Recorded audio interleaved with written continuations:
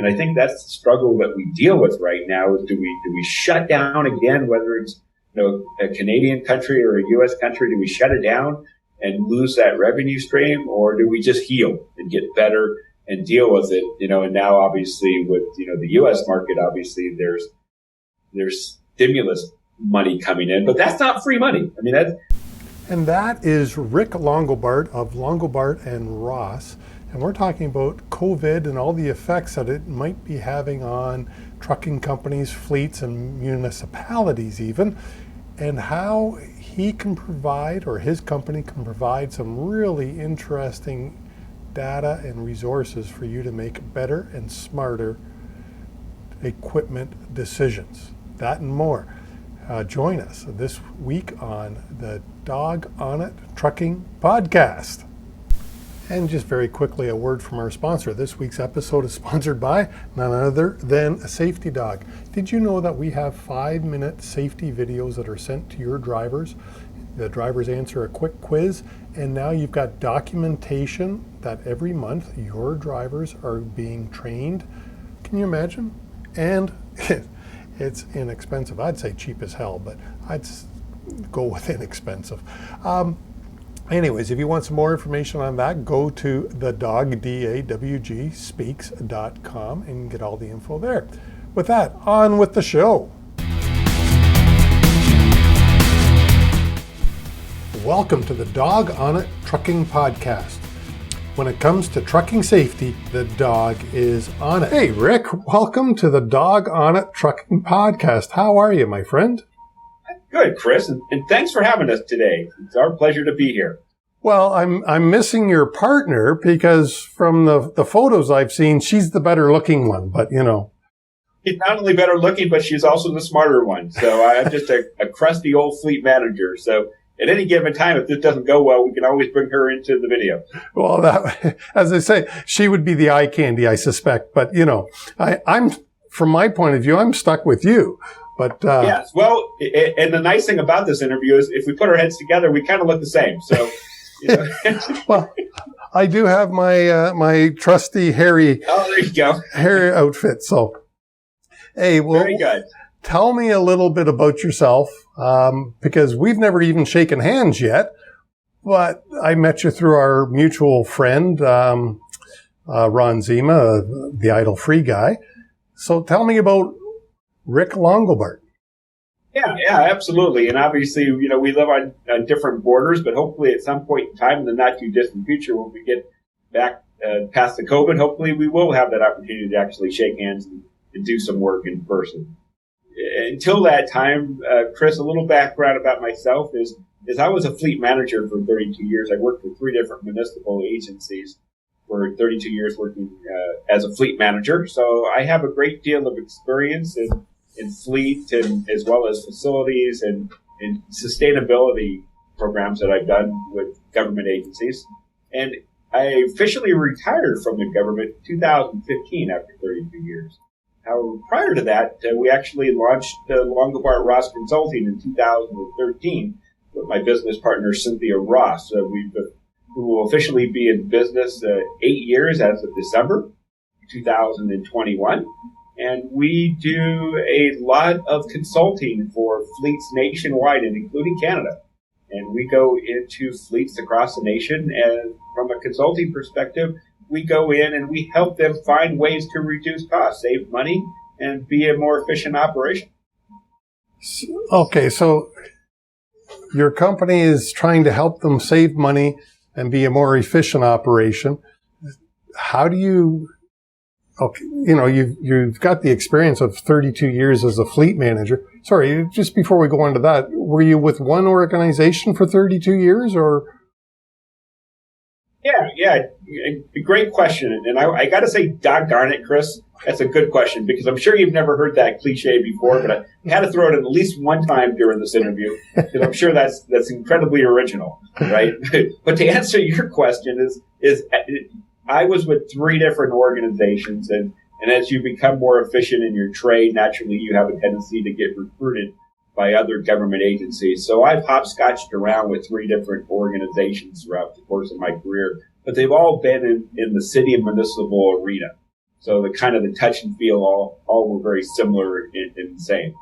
And to give you a little more background, if I could, to jump right a little bit more into the interview, what we do is, from a consulting perspective, is we're brought in by either a private or government fleet, and they have guidelines as to what they're trying to achieve. And in some cases, they just are totally lost in the fleet space, and they just need a business plan, a Bible, or a roadmap as to how to get them back on track in order to find ways to reduce costs, be more efficient, more productive in the workspace. So we'll go in and do a full analysis. And when we're hired to do a full analysis, we leave no rocks unturned. So we look at their entire operation, from how they're using technology, to the staffing of their fleet size, to the age of their vehicles. We look at their policies, we look at their procedures, we look at their operating costs and how they're actually doing business. And then we provide them, after the end of the day, usually it's a multi-day analytical study. We'll go into their sites now. Prior to COVID, naturally, we do a lot of work online now, and we'll provide them with a business plan. And that business plan provides them, in our approach, a step-by-step process of what they need to do first. And so we design it in immediately needs to be looked at. These things need to be resolved. The second immediate is the intermediate steps that can be taken after you've completed phase one, and then long-term goals and objectives. And if they follow those steps, step 1, 2, and 3, they're guaranteed to be successful, and they will save money in the areas that we identify. Other cases could be where a fleet organization brings us in to do individual verticals. So we don't do a full analysis. They want us to come in and do a staffing study, or they may want us to come in and do a utilization study, or they may want us to write a policy and procedure. So it's not a full analysis. These are areas where they have deficiencies. They know where the deficiencies are, and we are just going to focus on that one particular single vertical, if that helps. It does. It brings up a lot of questions.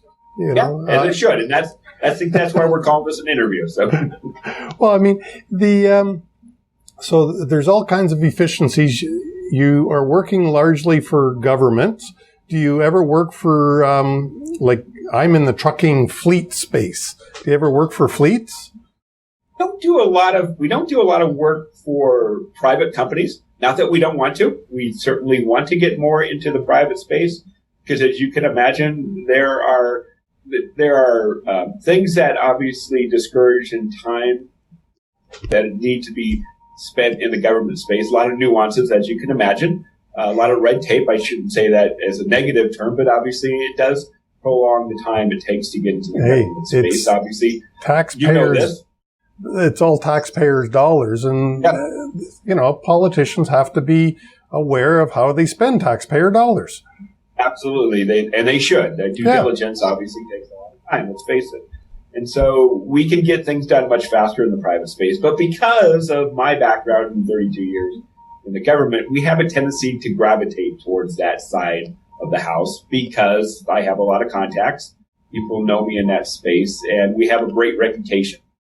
But nevertheless, is what we do has the same impact, and a lot of the fleets work very similar in parallels. So it doesn't matter whether it's a government or a private fleet trucking organization. A lot of the things that we discover are very similar in trends and philosophies.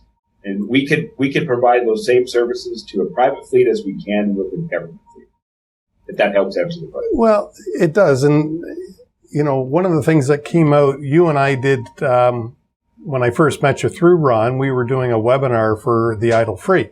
And one of the things that came up through our conversations, I don't know whether it was on the actual webinar or not, is that you help fleets, and fleets being government or private, determine a cost when it's time to trade their equipment in. Is that correct? I'm not saying it right, I'm sure, but no, you're dead on, and good transition of conversation, because another thing that we do in addition to our fleet consulting is we have through past experiences of doing studies, we've done equipment replacement analytics for many, many fleets. And what they wanted to know was, what's the optimal time to replace my vehicles? When should I replace it? What happens if I don't replace it? What does those replacement inflationary costs look like? What does the maintenance cost look like as I hold them over?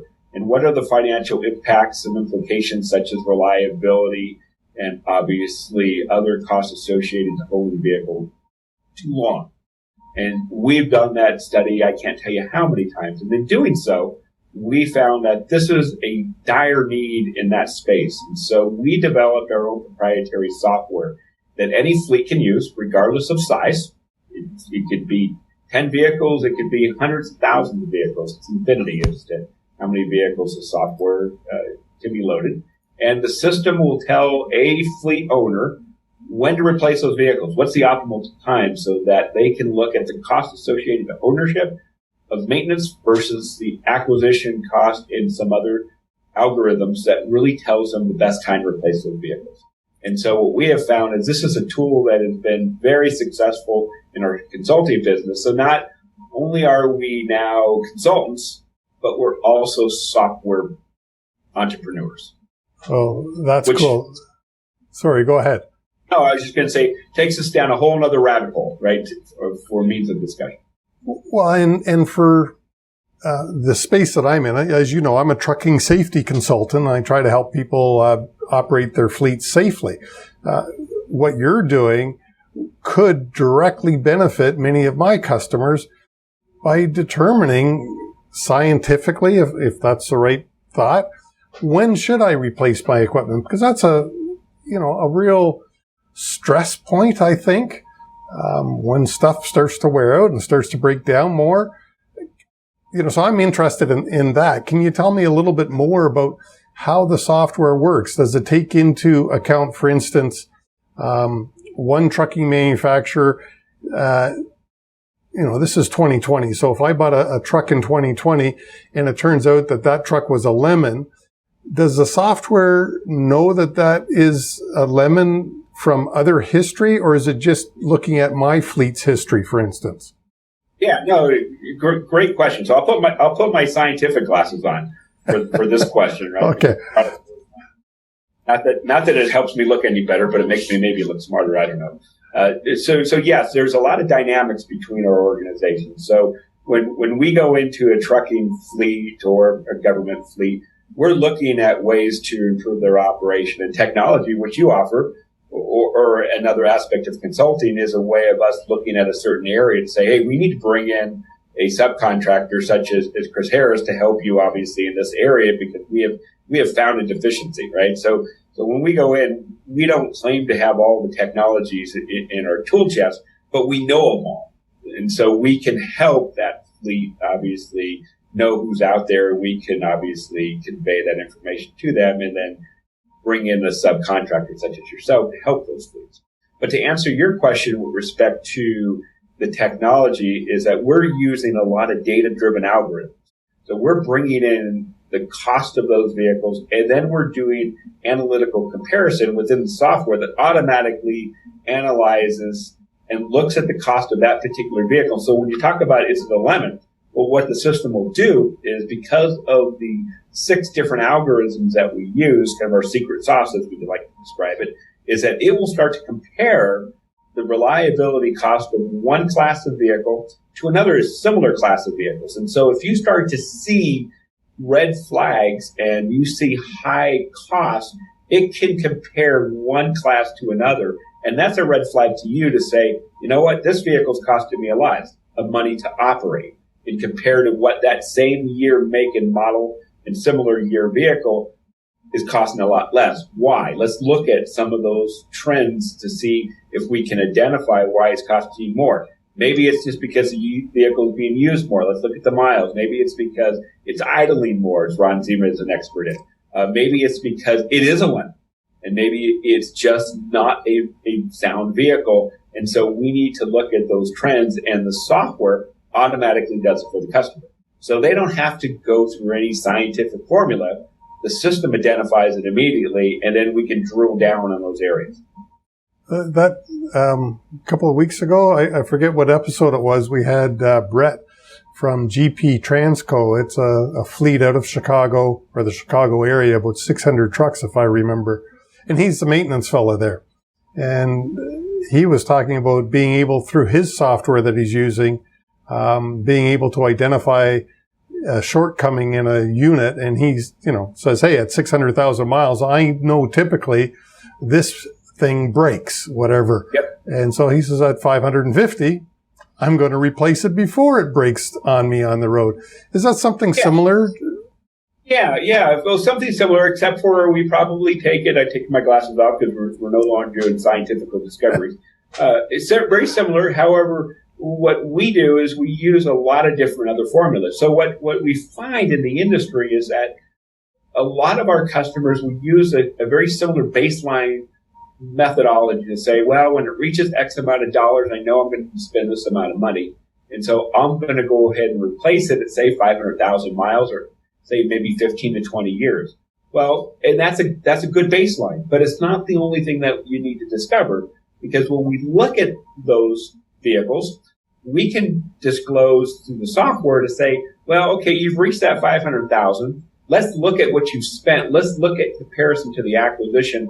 Now let's look at the condition, and let's look at the age of the vehicle. Let's look at other formulas, and the algorithm will then say, okay, yes, you definitely reached the plateau of 500,000, and yes, you've reached 10 years, but is it really costing you that much to maintain it, so that you don't have to just replace a vehicle just because it's reached a certain time of its age and miles?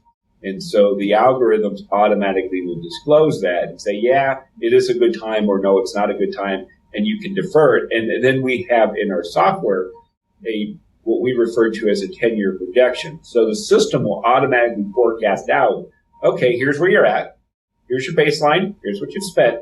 Let's look at see what happens as we hold the vehicle over time. And let's look at some of those costs and see if when we'll reach that plateau to exceed the acquisition cost. And I can tell you just in the software that in 1 year later, 2 years later, 4 years later, after the original baseline, when you're going to reach that plateau. So now you know. Now you can say, well, I can hold this thing out another 3 or 4 years, and now I don't need to replace it, because some of these, especially as you know, Chris, some of these heavy-duty over-the-road Class 8 trucks get very expensive. So we're talking about maybe vehicles that maybe cost $26,000, $30,000, $40,000. When you start talking hundreds of thousands of dollars, there's huge incremental savings and safety and reliability that can be factored into the equation. Yeah, I mean, trucks are just so expensive, along with the trailers that go along. In my world, it's almost all tractor trailers, a few straight trucks. But yeah, I mean, up here in Canada, I'm guessing a tractor today with the dollar exchange and everything has got to be 160 to 190, pushing 200,000. And trailers are, God, I haven't asked a customer of mine in a while, but I'll bet you a dry van has got to be 50 or 60,000, and then reefers are probably $100,000. So that's a lot of money. It is a lot of money, Chris. And one of the things that now is driving a lot of activity in our company, or business, not only from the consulting side, but from the profit software side, is that because of COVID-19, we're all facing a major financial downturn, regardless of what country you may be living in and operating in, is that you're now faced with maybe a downturn in your company's expenditures. Maybe the revenue stream has decreased a little bit, and now you're faced with, okay, you know what? We had X amount of dollars saved for replacement, but now we need to reallocate that to other parts of the business. So how do we then decide how to pare it down? And that's where it becomes complicated, is that, do I just replace them all and spend the money, or do I start to prioritize and maybe only spend half of my replacement dollars? And which vehicles should I replace? Because I don't know necessarily at this point which ones are costing me more to operate and which ones are less reliable. That's where the software really helps, because then you can look at the algorithms, and without having a complicated Excel spreadsheet, you can look at a simple report, and right away you could say by priority, I'm going to start with the top vehicle that's costing me and the most, whether it's reliability, maintenance cost, or obviously condition of the vehicle, and start pecking away at that order. And that in itself can save any organization hundreds of thousands of dollars. Yeah, I'll tell you, to me, this is really interesting. After we get out of this COVID situation, I'm afraid of what taxes are going to do to companies like yours and mine and my customers, the fleets, because certainly here in Canada, they've spent just a ton of money keeping businesses afloat. And I imagine it's much the same down in the States. I know you're based in California, and have they not spent just a ton of money down there? They have spent a lot of money, but there's also another side of it is where we're finding with a lot of the fleets that we're working with is there's a lot of downturn and there's a lot of cutbacks. And that's one of the more difficult things that we're facing is a lot of fleets are being forced to reduce their either capital expenses or their operating costs and looking at ways of reducing money. And it's not necessarily reducing money by deploying technology. It's just simply, we're just not spending, whether it's travel, whether it's equipment replacement, or whether it's not deploying money into technology, is that they're just putting money back into the coffer, just finding ways of putting money back into the bank rather than spending it, which is counterproductive. And you know this, is that if and this is kind of a discussion we get into, is that deferral seems like a great way to save money because you're not spending. But if you don't look at how you are going to pay me now, pay me later, it could be a very difficult situation to flip that in time, because then it actually winds up costing you more money to maintain those vehicles over time by deferring the replacement today, as you probably well know. And I mean, I'm just thinking, a lot of your customers, because they are government, I would imagine a lot of them have seen a downturn in taxes, in revenues, because businesses aren't, if you're not generating revenue, you don't have to pay tax. And so, yeah, I can see a real belt tightening in, cities and different jurisdictions. In the trucking area that I do, it really depended on what commodities they held. If they were a food hauler, they're busy as all get out. If they were an automotive hauler, now the plants have largely opened up now, but if you hauled automotive plants during COVID, your fleet was just about shut down. So, absolutely. It was just a huge difference. Yeah, no, you're absolutely correct. And that's one of the struggles that I think a lot of government agencies are facing, is that you're right. If you're a private company, you're faced with the commodity and obviously the revenue from sending the merchandise to your client, which then in our situation, it's the government fleets that are not either getting hotel taxes or not getting business taxes from hotels, restaurants, and commerce. And that's where the revenue stream comes from when you're a government agency. Yes, there are property taxes, and those are usually state-driven taxes, and that is ongoing.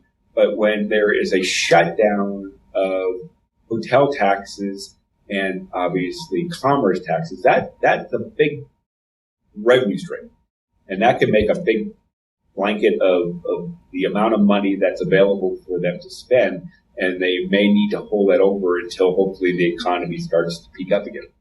Yeah, I mean, just the way you're talking, just because I'm so close to Niagara Falls, and of course, you may not know because you're so far away from Niagara Falls, but the revenue stream, I believe, from tourists, it's 70% American tourists come to Niagara Falls to spend money.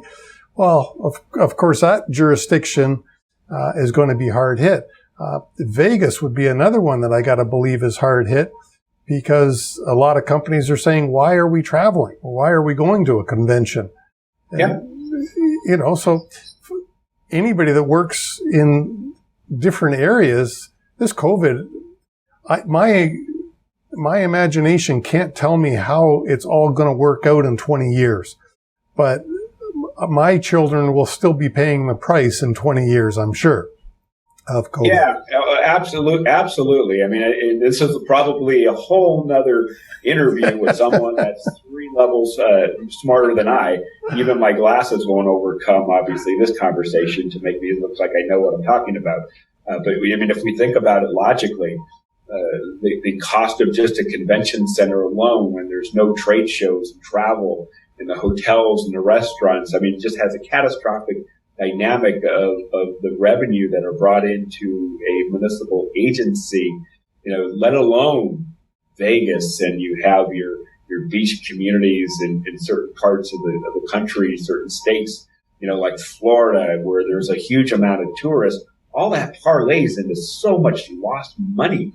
And I think that's the struggle that we deal with right now is do we shut down again, whether it's a Canadian country or a U.S. country, do we shut it down and lose that revenue stream, or do we just heal and get better and deal with it? And now obviously with the U.S. market, obviously there's stimulus money coming in, but that's not free money. I mean that is debt that we're acquiring that someone's going to have to pay back, and we're just not writing ourselves a blank check with no thought in mind that never has to be paid back. So your children, their children will eventually, unfortunately, have to balance that budget somehow, and I have no idea because that's going to take place because we're not talking millions, we're talking trillions. Yeah, and that's a big thing. Yeah, these are like, I can imagine what $1 million is. I have no idea what $1 billion is, and of course, the governments, your government spends 10 times more than my government. And I don't know that that's an accurate number, but your population is 10 times more than Canada. And so that's just by extrapolation. I'm saying, hey, you probably spend 10 times more. I can't imagine, $1 million, $1 billion, and now government's talking trillions. And it's going to be interesting the coming years for the whole world as to how tax goes. So, to get back onto Longobart-Ross.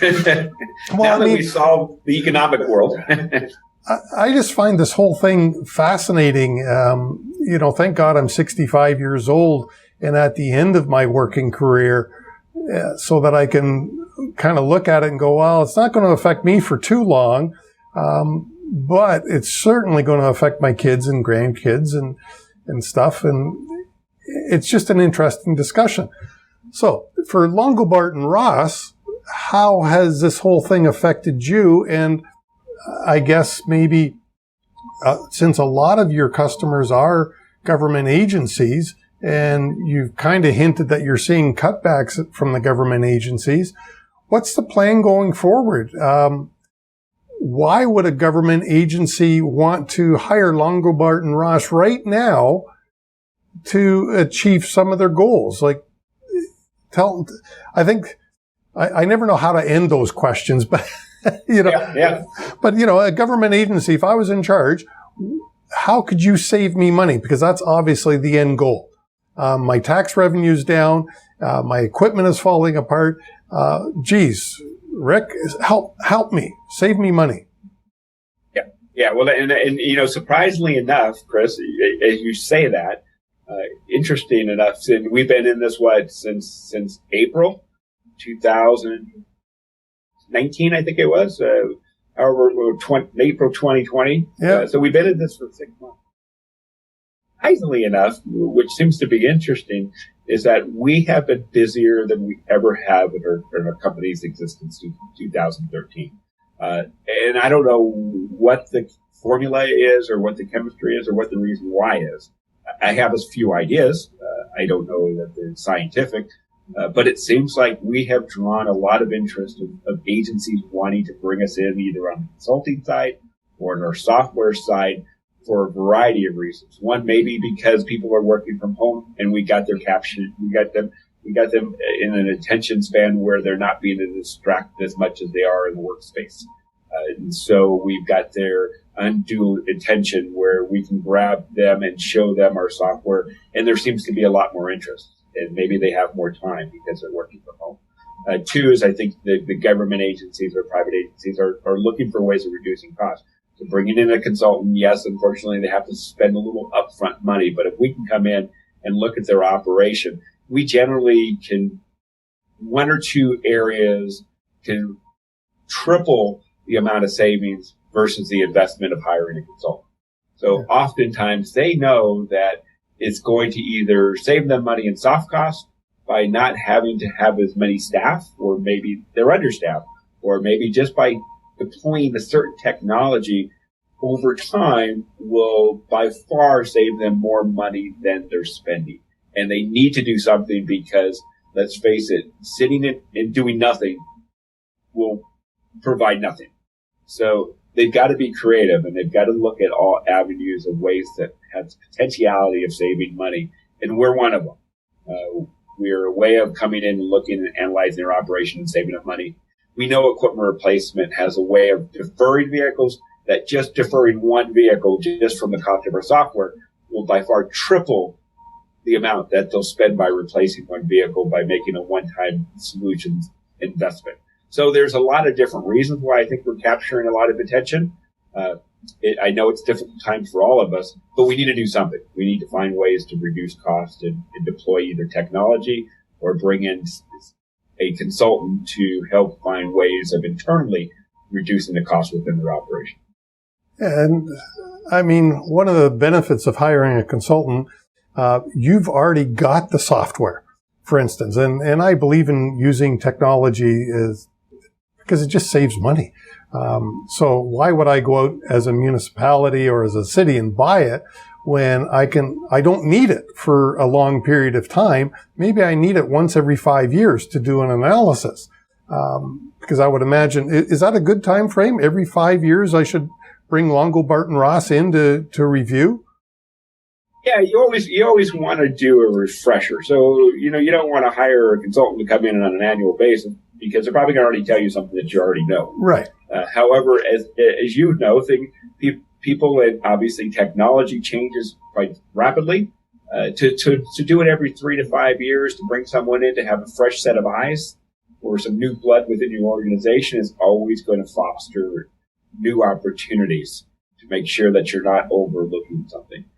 Now, our software, we're a subscription based, so technically a user can come in and use our software for a year, run reports, and say, you know what, I loved it. It worked great. We prefer obviously to have a client that has a long legacy of loyalty and they keep using the software, but nothing prevents them from saying, hey, we're going to use it 1 year. We don't need it for the second year as a subscription, and we'll bring it back in the third year. And they can alternate years. It's not something that they have to buy a license and keep it for infinity. It probably would be more effective if they did. However, there's nothing that prevents them from turning the switch off and saying, we'll bring it back in the following year. And that's the beauty of what we refer to as SaaS, software as a service, where they can have it as a subscription base and use it at their discretion versus obviously buying the bucket all at one time and putting a lot of upfront cash at one time and having to make that big, huge, solid investment. They just pay it incrementally as they go. Well, and everything is going subscription. I look at my credit card every month. And I'm a Mac user, so I've got Apple subscription. I've got a Google subscription. I've got different software that I'm paying monthly for, well, not paying monthly for, subscribing for, because I use it on a regular basis. It is the way, I don't know if it's the way of the future. It is the way of the now, because we used to buy all this stuff.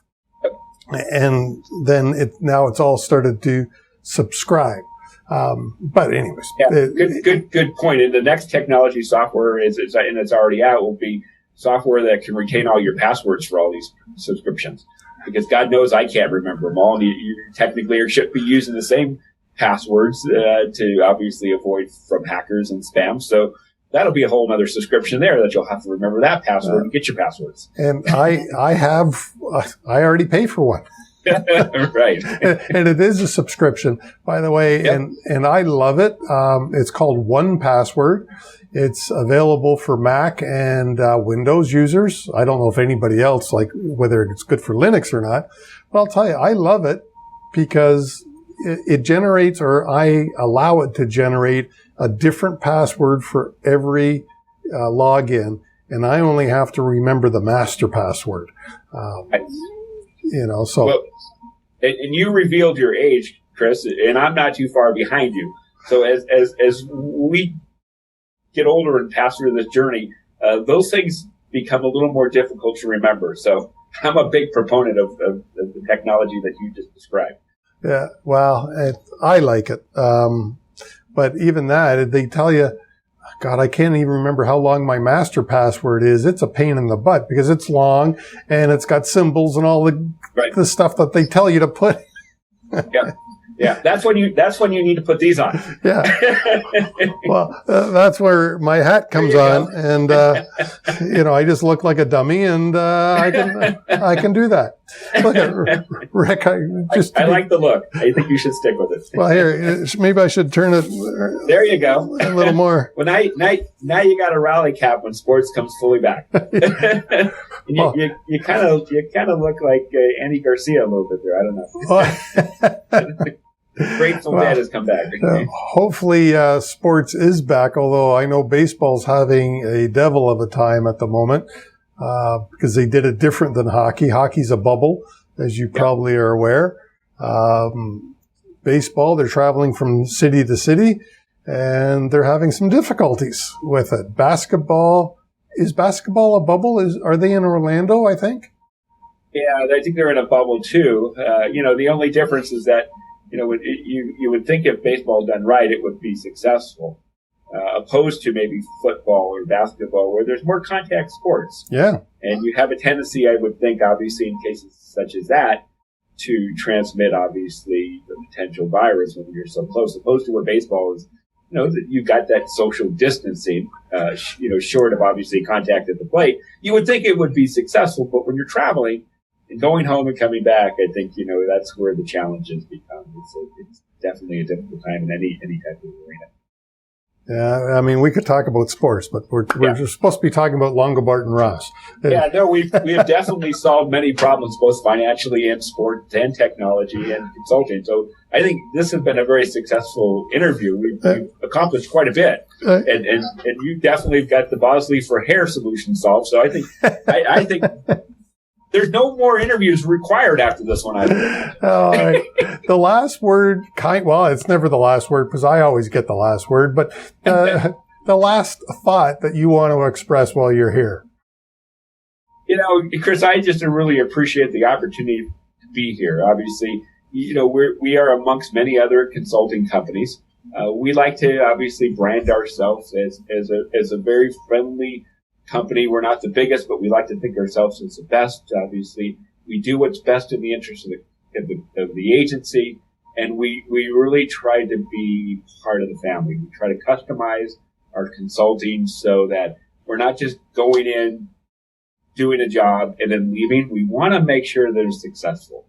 And so our best customers are not the ones that spend the most. It's the ones that really, at the end of the day, provides us with a testimonial that said, you guys came in, you did your job, you provided us with a report that was easy to understand, easy to read.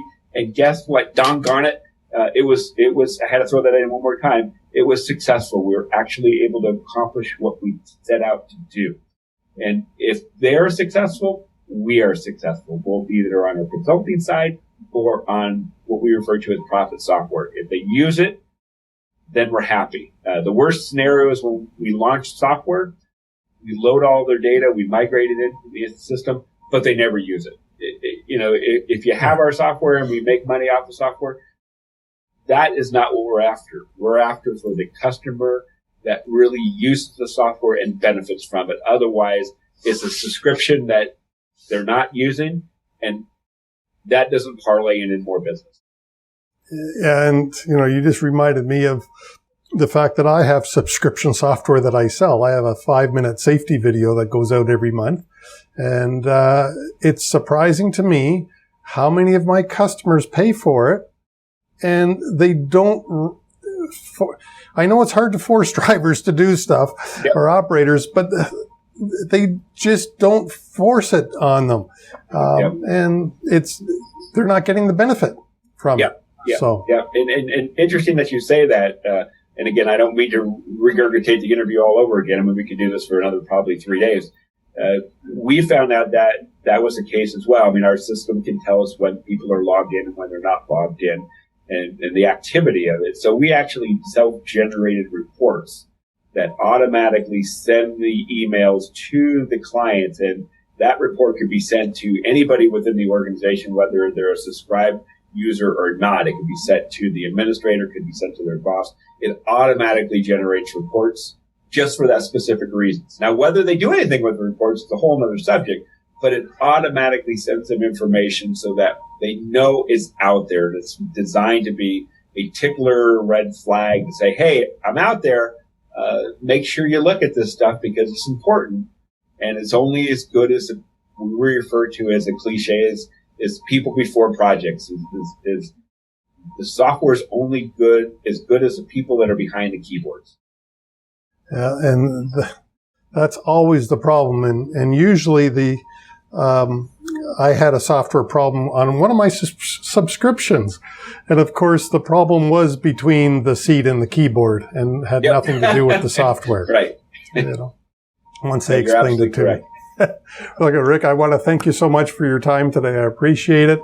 And I wish you all the best. And I hope like heck we are out of COVID and all of its stuff very, very soon. Thanks so much, my friend. No, that's it. Sorry, Chris, didn't mean to cut you off. Yeah, no, go ahead. Sorry. No, I really appreciate this opportunity. Obviously, we don't come by on a regular basis. So we are honored and privileged to be with you today. And we thank you so much for this opportunity. And be safe out there, Chris. Thanks so much. And we'll talk again soon. Thank you very much. Please leave us a like, a thumbs up, a review, a comment, a rating if it is in your heart. Thank you so much. And I do really appreciate your time. And join us again next week for another exciting interview.